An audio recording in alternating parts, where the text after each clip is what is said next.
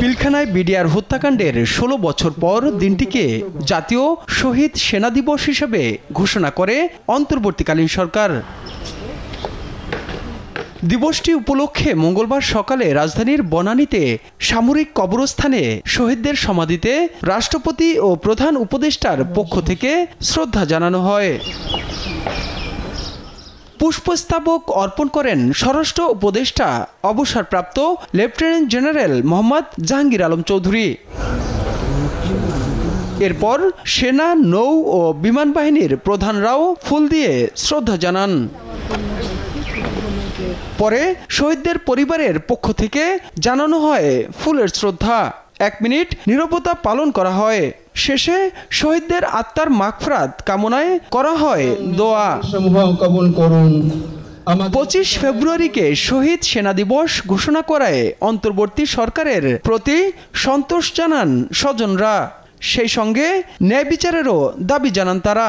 আমাদেরকে দিবসটা দেওয়া হলো এবং এটা জাতীয় পর্যায়ে পালিত হবে, এটা আমাদের জন্য একটা খুবই ভালো লাগার একটা ব্যাপার। আমরা আরো হ্যাপি হব। আমাদের আরেকটা জিনিস বাকি আছে, সেটা হচ্ছে সুষ্ঠু বিচার। আমরা আন্দাজ করছি এর পিছনে কারা ছিল, তো সেই পর্দাটা আশা করছি তারা সরিয়ে আনবেন। তাদেরকে বিচারের আওতায় নিয়ে আসা হবে বলে আমরা শহীদ পরিবার আমরা বিশ্বাস করি। আমরা চাই হচ্ছে যে উই ওয়ান্ট জাস্টিস। এ সময় কমিশনের মাধ্যমে পিলখানার হত্যাকাণ্ডের প্রকৃত সত্য উদ্ঘাটনের আশ্বাস দেন স্বরাষ্ট্র উপদেষ্টা।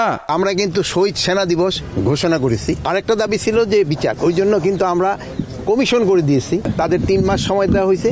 তাদের রিপোর্টের বেসিসে আমরা যারা দোষী সাব্যস্ত হবে তাদেরও বিচারের আওতায় নেওয়া হবে।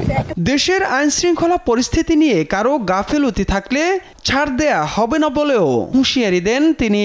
এটা দেখে যদি কোনো জায়গায় কোনো রকমের গাফিলতি আমার কর্মচারী বা আমার বাহিনীর ভিতরে থাকে, আমি তাদের আইনের আওতায় নিয়ে আসবো। পরে শহীদদের শ্রদ্ধা জানাতে এসে বিএনপি মহাসচিব মির্জা ফখরুল ইসলাম আলমগীর অভিযোগ করেন, শেখ হাসিনার নেতৃত্বে আওয়ামী লীগের যোগসূত্রে 2 দিন ধরে পিলখানায় হত্যাযজ্ঞ চালানো হয়। হাসিনার নেতৃত্বে আওয়ামী লীগ তারা অত্যন্ত পরিকল্পিতভাবে এই ঘটনাটির সঙ্গে যোগ সাজশ করে যথাসময়ে যথাযথ ব্যবস্থা গ্রহণ না করে তারা এই ঘটনাগুলো করতে দেন।